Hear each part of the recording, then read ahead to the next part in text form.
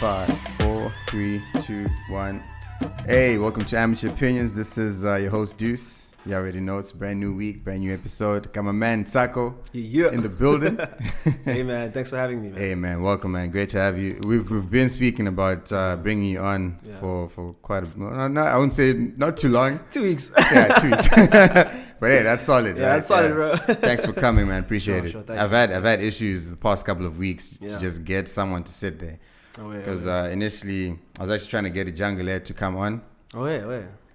But she's had a very busy 4 weeks because I don't know if you know, but she's actually moving to London. She told me. She told you, yeah. She haven't anything, eh? Exactly, yeah. So she's been, running around, going home and going to Joburg with work, and then just sorting everything out. Yeah, so her life, man. Yeah, with it's been book. Yeah, exactly. The author life. So it's been quite crazy. Welcome to the show. Thanks, man. Thanks. Yeah.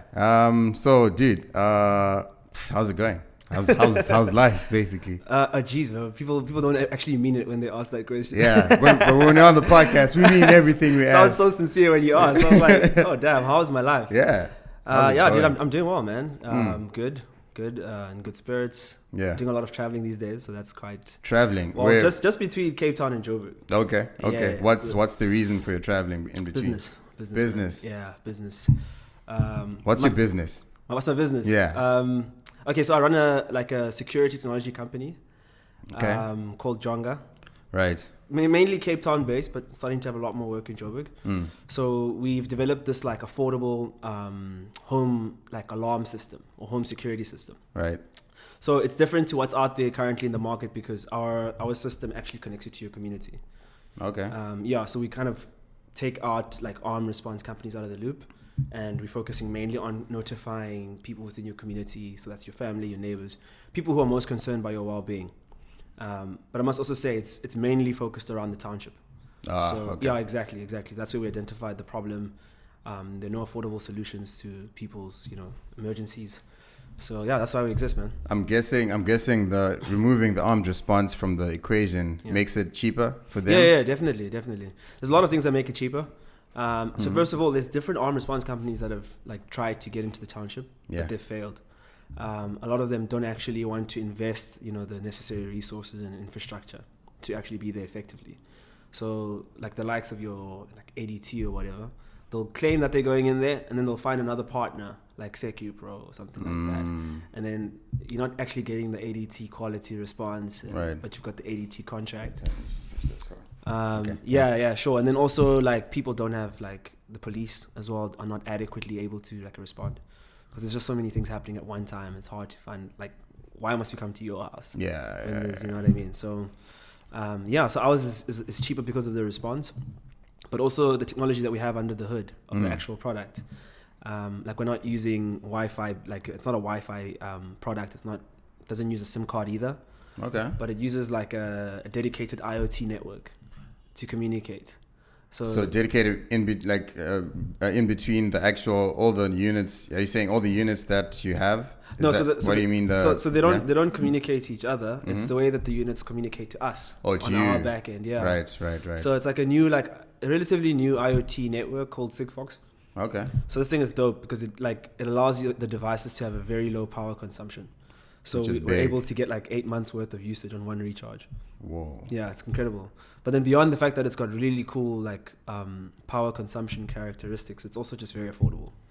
So it allows the device to be really cheap. So can you go into detail about the device, or is that IP vibes? No, it's super chill. It's chill. I've done so many interviews. If it was IP vibes, I'm screwed already. True. Okay. So I'm actually interested in how it works. Okay. So let's do a case study. Right. Let's say I live in the township. Yeah. I need a friggin' what's it called? An alarm system. Yeah. Okay. So I come to you guys. Yeah. What's the first step? So it comprises of two parts. Mm-hmm. There's a actual motion sensor, and there's an app as well. Okay. So on the app, when you download the app, you create your profile, and then it'll then ask you to link the app to the device, and that happens via Bluetooth. And then once the two are linked, the app then asks you to put down the numbers of people who you want to notify. So those are like pre-selected contacts within your own community. So if you've got a street committee, if you've got a CPF, if you've got family members, whatever you want to notify, you put that on your contact. And then your profile is created, and now you can arm and disarm the device on your phone. So as you're walking out, you'll just arm it on your phone. You'll put in your password or your key, your security pin, and then that arms the device. Now, wherever you're away, and if somebody's like trying to come into your house, it's going to sense that and send you a notification. So you're going to get like a push notification, similar to how like your WhatsApp messages when they come in. Yeah. And then when you open that, it tells you about what's going on, and it asks you, do you want to share that with your community? Which is the people you put the contacts. Okay. Exactly. So then when you say yes, it sends all of those people an SMS. Exactly, telling them that Glenn's in trouble, come through and help the boy. And there's actually been cases where it's actually worked, where it sends to people, and then so do people then go to your house and like see what's happening? Well, it depends. I mean, like that's up to you actually. So it'll notify people. And sometimes coming towards the house is not the best thing to do. Sometimes running away from. Exactly. But it's just that it notifies you, and that makes you more aware. And then you basically, it's your decision at that point what you want to do. Exactly. Instead of, and is there like a beeping sound? Like Yeah. So it also sounds like an audible alarm on the motion sensor as well. So that's like tells the guy to get out. Yeah. And do you have like a silent alarm option? Out of curiosity. Not yet. But okay. I think that's something that we are going to. But I mean, I guess silent alarm in that case would just be not beeping. Exactly. And then notifying people. And notifying the people. Yeah. Look, we want them to get out of there, right? Like, we don't want the community to get their hands on them. We just want the community to be more aware. So if the guy can actually leave before he even takes anything, that's perfect. That's like a win-win for everyone. Yeah. So that's what we're going for. That's sick. And in terms of like statistics, do you keep all those? Are there any metrics you guys keep? Or well, we haven't commercially launched, so we haven't. Oh, you haven't? Yeah. Okay. Launched, so we're not like too obsessive about those numbers yet. That makes sense. At this point, it's more conversations, asking people, how do you feel with the device in your house? Is there like an increased sense of safety or peace? We've got on one occasion it caught someone, but that wasn't in a real situation. It was more like someone's neighbor coming into their house without them knowing, which can still be quite awkward. Yeah, exactly. Because like, why are you in my house? What are you doing? Yeah. What time was it? Exactly. What time was it? It was the afternoon. Okay. The afternoon, yeah. So and no one was home. No one was home. So the lady actually went out to go to the shops or something like that. Yeah. Okay. And then she armed the device, and then it caught the neighbor, and it's like, they had to have a conversation. Like, like, yo, what's happening? Do you do this? When I'm away, do you do this? Yeah. So, but it was quite cool to hear that story, because you would have never known that there's somebody in your house. Yeah. And now you do know, so that's pretty cool. And does it have cameras too, or it's just... So, no. At this stage, it doesn't. But in the future? In the future, yeah, definitely. For sure. Yeah. Because, we wanted to make it super simple. We didn't want to make... And cheap too, I'm guessing. And cheap, because when you add the camera... It's now, in a different price range. And storing the actual footage. Yeah, that's a lot. And the network itself is designed for actually small bits of data, small packets. So it's not specifically built around like sending video files. And how does it communicate with you said it's not using internet? Yeah. So it's on the Sigfox network. Oh, so it's a network on its own. Okay. Oh, damn, that's dope. Yeah. How did you guys find out about it? Just research? Yeah, doing a lot of research, man. Like, so I'm into IoT. Yeah. In general, because my engineering background. So what did you study? I studied mechatronics. Mechatronics. Okay. Yeah, I studied mechatronics. So I've always had a fascination for technology. And IoT is like the new thing, sensors and. And IoT stands for? Internet of Things. For the people out there. Oh, for the people out there. Internet of Things. Internet of Things, yeah. Okay. So, it's all about connected devices. We as people have always been able to access the internet ourselves. But now it's about giving inanimate objects access to the internet as well, to be able to communicate by sending messages. Right. Yeah. And I know there's a lot of like IoT things going around, even I heard there's this crypto, I don't know if it's a currency. Yeah, currency for Internet of Things. Yeah. Basically, like for fridges that will then buy, like where those smart fridges where they want to, you can buy stuff. Like let's say your fridge is out of milk or something. Exactly. Automatically buys that's a very cool like use case of IoT. Yeah, exactly. It's very cool. Okay, and so you said you guys aren't commercial yet. No. So we aren't. We've been focusing a lot of like our energy. First of all, developing the product.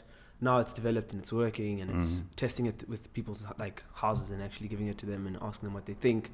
how much would they be willing to pay for it, and then launching from there. So now we're very close to like launching to market. How close? Like very close. We actually just closed a raise of a round of funding. Oh, congrats! Yeah, man, with the express purpose of going to market. So by the end of the year, we actually hope to sell 1,000. Damn, man. Yeah, I'm proud. We've already sold 400 actually pre-orders. Okay, pre-orders. Yeah. Yeah. And cool. These are how do the people find out about it? Like the people who are buying these units. Through various means, So we've got like agents on the ground. We've got we've got like 8 agents, guys going from door to door, pretty much spreading the good news of Junga. That's smart, actually. Yeah. So we wanted to use that model because in the township, that's how people are used to. Exactly.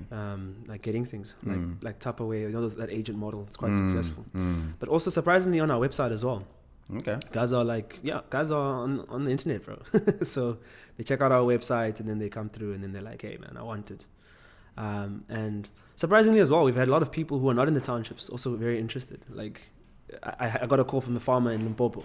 Okay. Who was like, mate, I saw this thing, man. Like, does it work for me? And I was like, look, I don't see why not. So I think we're going to be quite surprised to see that like a lot of people who are not in townships are also going to want it. Yeah, because for example, for a place like here, right? I mean, why not? Why couldn't I? You know what I mean? Bro, you better buy one. I'm definitely buying one, dude. Like straight up. I mean, that's exactly what I'm going to do, man. Because, dude, if I don't support you, who the hell will? You know what I mean? Dog? Yeah, exactly. Come on, yeah. Exactly, that's what we're meant to do, man. Yeah, man. Okay. Totally agree. Okay. And so the people pre-ordering, are they paying or they'll pay later? Have you already set the price?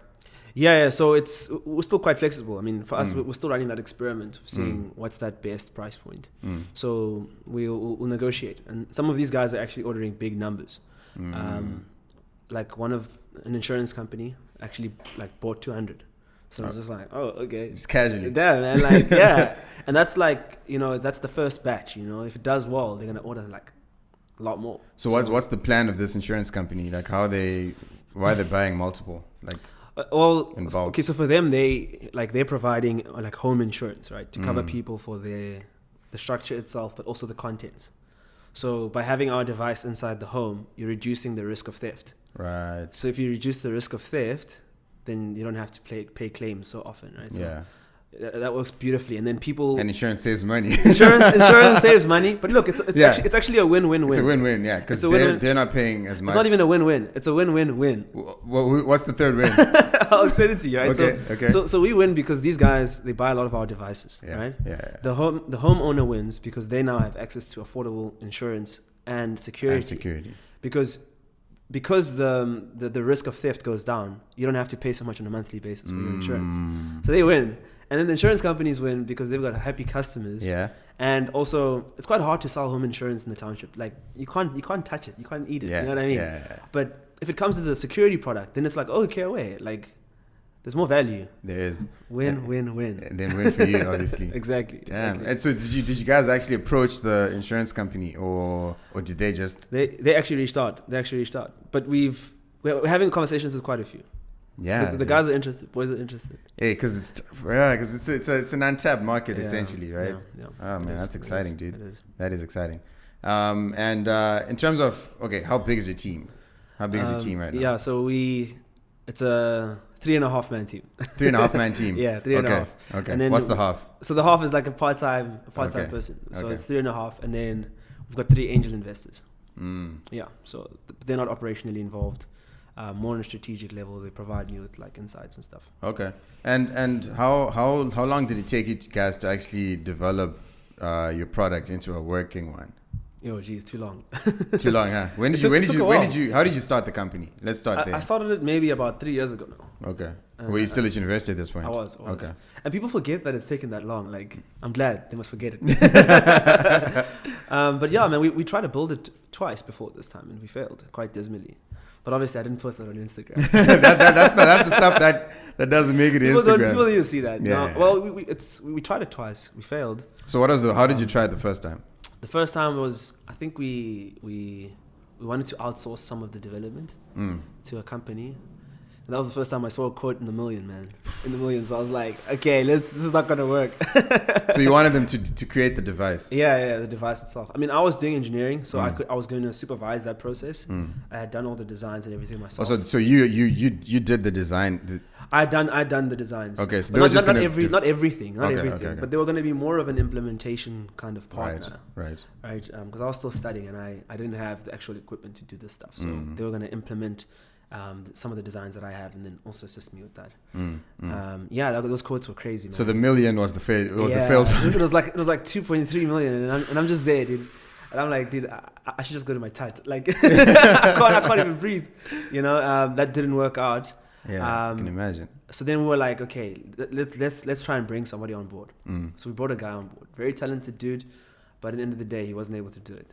At this point, he was meant to also design, and he was So he was So he came in, a lot of claims, all that stuff. Yeah, spent a lot of money, bro. We spent it probably lost about 400,000 on the process. How did you lose all that? Somehow 400,000 gone. Damn, bro. So then we went back to trying to find another partner, like an outsourced partner. We tried it again. This time I think we burned even more than 400,000. So at this point you're like, okay, this is the part that the successful. This is not the working. Oh, okay. So those are the two failures. Oh, right, and right. Now it's working. So how did you get to the working part now? I think being more involved myself, but then finding the right partner. So this time we found guys who were good. Funny enough, they were the cheapest out of all the other guys, but these guys were just super talented.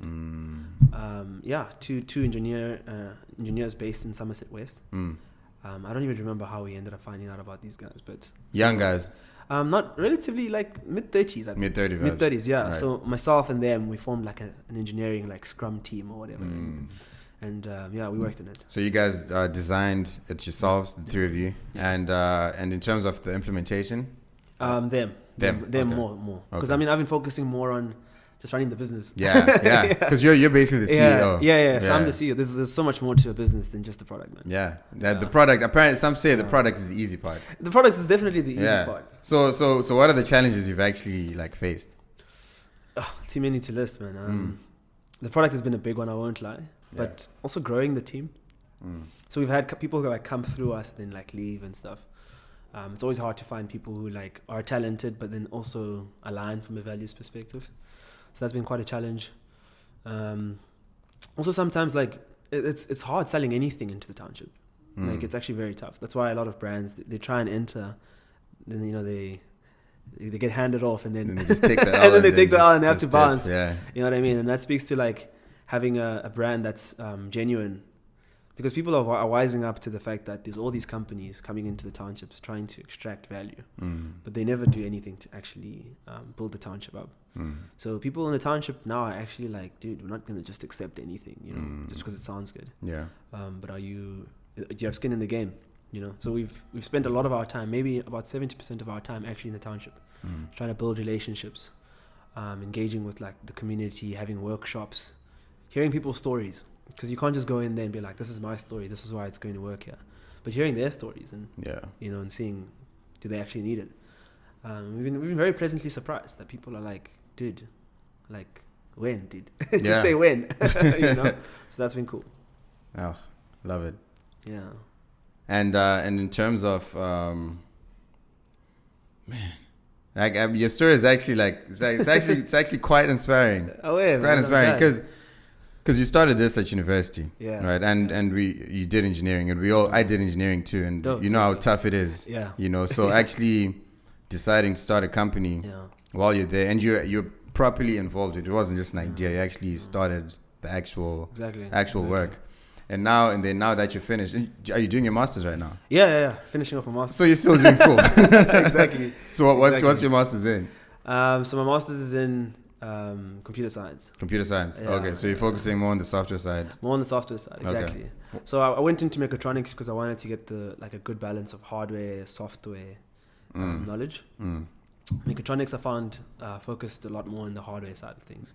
Yeah. So I wanted to explore the software side a bit more. Just because I wanted to future-proof myself. This is the future we're going into. That's right. Exactly, and you have to be relevant in that future. So it's just pretty much that. But I mean, me doing my masters, it wasn't trying to increase my employability or. This is just mainly out of interest, really. Okay, what's your masters in? The actual topic. My topic, So I'm focusing once again in the townships because I wanted to do something that would be applicable to what I'm doing. And I'm trying to understand like data usage and the impact that high bandwidth intensive applications have on people's usage. Yeah. Because there's a lot of like new high bandwidth applications that are being developed, like the Netflix app, YouTube. These are all apps that chow a lot of data, you know. And in South Africa, data costs are amongst the highest in the world. And people don't have Wi-Fi in the townships as well. So it's mainly like mobile data based internet consumption. That is expensive. Exactly, it's expensive. Yeah. So I wanted to just see how do these apps influence people's usage? Are they aggressive in their usage? Do they continue using it like no one's business? Like we don't really care, we'll still use it. Or are they a lot more reserved? Do they switch their data off all the time? I know I do that. Yeah. You switch your mobile data off. Yeah. So I wanted to understand, how does it actually affect it? And also what can we learn about the way they use it that can help us as developers and designers build better data-friendly apps. And what have you found so far? Have you found any answers to those questions? Not yet, actually. Not yet. I'm still... I thought you said you're almost done. You said you're wrapping up. Well, I mean, my master's has got coursework and research. Right. So the first year was coursework. Which was last year or this year? It was last year. Last year, okay. It was last year. And then this year is the research. So, okay. You know what I mean? Yeah. Okay. And I'm guessing you have to actually talk to a lot of township people. Yeah. And get their insight. Absolutely. Essentially. Absolutely, yeah. Nice. That's dope. Dope. Yeah. All right. Okay, just a quick segue into my sponsors, real quick. All right, this week's episode is brought to you by Brothers Beard for all your beard needs. I see you have a healthy beard. You know what I mean? Yeah. Put me on with Brothers Beard. Man. I should for sure. I mean, so basically, this company also, guys from UCT who started it dope. A few years ago, and it's basically a product that they have balm, they have oil. Nice. Beard oil, and they have like a beard kit which comes with like a comb and a brush and the balm and the oil. Nice. And the ingredients range from like Morocco and some other like African countries, and like they just like amalgamate into the perfect beard substance. So I've been using them for almost a year now, and it's actually helped my beard. My beard game was quite weak. The beard is looking fresh, man. Thank you. I wanted to intro with that. You should have. Beard, recognized beard. Yeah, beard. Yeah, you know, bro. Like it's crucial.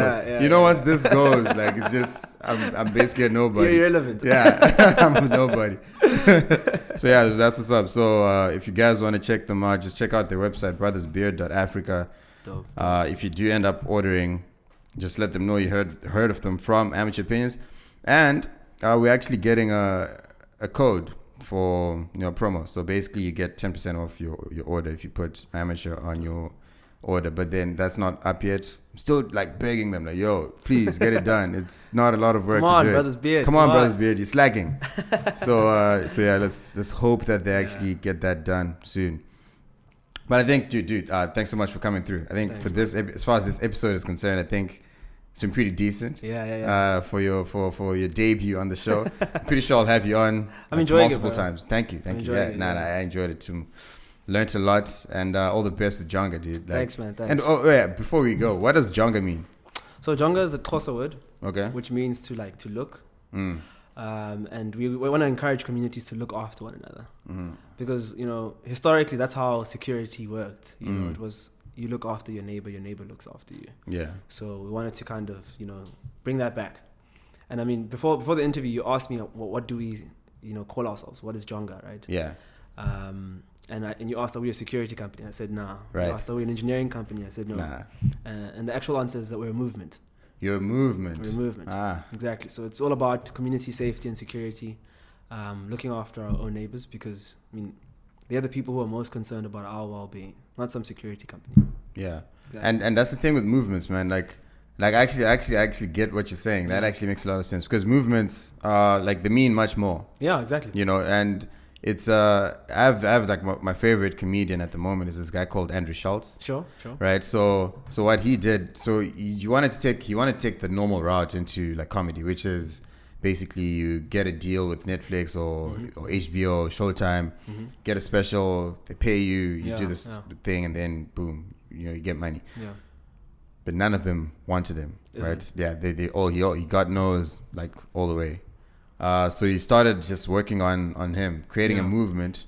Because I'm pretty sure you've noticed that of late, there's a lot of, you know what PC culture is, right? Politically correct, where you literally can't, if your view is different from the loudest group, you get slated. Exactly. Right? I've been called homophobic before, like a few weeks ago. Yeah. You know what I mean? So it's stuff like, just because I had an opinion that didn't align. Yeah, which was just like a short summary of what the issue was. There was a kid, 7-year-old kid, who's I believe is gay. I don't know, but that was not the point. He does drag. Yeah, sure. Right. So he does drag, and then, but no, that's not the problem. The problem is he does drag in nightclubs. Okay.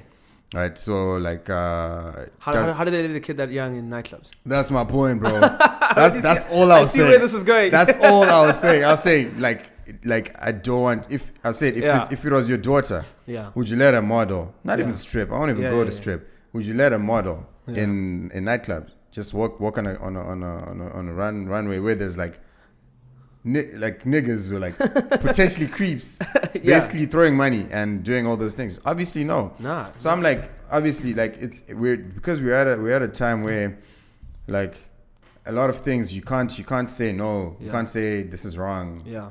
Because like I was dragged on Twitter, dude. Like, oh, you're homophobic. Hey, you must. Then I explained, like, no, it's a 7-year-old. You shouldn't be doing that. It's fine. Like, and I remember, like, he's on social media and he was being like abused on social media, like on Instagram and all that. Yeah. I was like, first of all, my 7-year-old kid is not on Instagram. That's not happening because social media is rough. Yeah. It's rough for old people, let alone kids. And this kid is like stressed and all that stuff. Yeah, but anyway, that's besides the point. So basically, this guy does comedy that is not politically correct anymore. So what he did was he started a movement. He started like a podcast. He's done MTV shows and all this stuff. And basically a lot of, like, he created what he calls it the asshole army, right? So it's people who listen to his podcast and all that. So he started putting out content onto YouTube. Yeah, sure. Right? So he just... he started on Instagram where he posts a clip every week. Now comedians guard their jokes like gold because that's what they do. That's their content. Yeah, their value. It's like IP kind of. So they don't like posting it online because it can easily get stolen and what happens, right? But he was like, I'm more worried about creating my brand because no one's letting me into the club. So I'm gonna just that's an entrepreneur do my own. Yeah, exactly. Basically. Yeah. So then he started his own marketing agency, which basically found companies that don't subscribe because even on YouTube they do this thing where you can basically get like you won't get they demonetize you if you don't follow the guidelines. Oh, hey. So, basically. I didn't know. Yeah, so they're doing a lot of that. A lot of people are getting demonetized. Basically people who are on the right side of politics, like right-wing side of politics, getting demonetized, and then the left, which that doesn't matter if it's offensive, if you're like violent, whatever, you're not getting demonetized, essentially, kind of. Yeah. So anyway, so he started his own way. Companies, because they claim companies don't want that, on YouTube, but that's not true. It's actually just a political move. So anyway, so what they did was they got companies that actually they just want authentic like people, right? So they get like manscaping type of companies where they have like manscaping products or sometimes Viagra. That word always kills me. Manscaping. Yeah, so it's just like different things, and then they got those companies to sponsor the podcast and all that. They're getting a lot of money. Now his YouTube clips get about 1 million views. Whoa! Like a clip of him doing comedy, and he posts a lot of them. Dope. So now his numbers actually are doing much better than a Netflix special would, right? So he's touring, selling out arenas, and he's done this in a space of he started comedy a while ago, but the actual movement that he started, because people feel like they're part of his growth. Exactly. So anytime is in, because his podcast is also very, very popular. Anytime he's in town, people will show up to his shows, sell out arenas. I remember there's a post he made like a few days ago where he was saying, 2 years ago, I came to Chicago, Yeah. and I had my show had 150 people. Yeah. Today I had back-to-back sellout shows with like thousands of people. Damn, man. So and that's because he created a movement where people with like-minded who agreed with what he was saying, which is, look, they're forcing people to they're killing comedy because they don't want this certain type of comedy. They just want the boring stuff. Yeah.